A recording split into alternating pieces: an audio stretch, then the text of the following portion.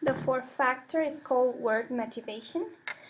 Work motivation refers to how motivated you are in order to be more productive.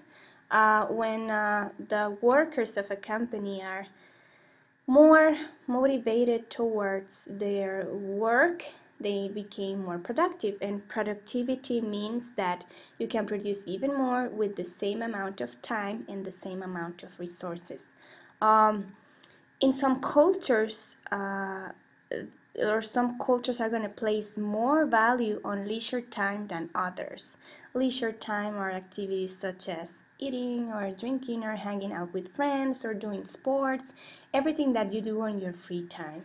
For example, when you talk about or when you make a contrast between France and the United States, well, you could say that in France, that is a country that is going to have 30-day vacation period.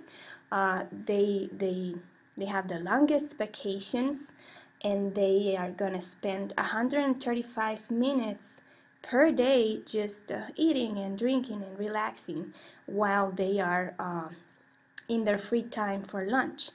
And when you consider the time that the Americans or that the United States place on the leisure time or the lunch time, they only spend 74 minutes. So you're talking about 50% less time than the French.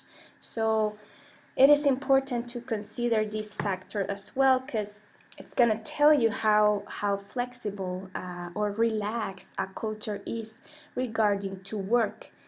They probably feel that in some cultures, if you work longer hours, if you take less vacations, if you spend less money on leisure and on hobbies, then you're more productive. And in some other countries, well, when they take a month off vacations, is because they place more value on their leisure time.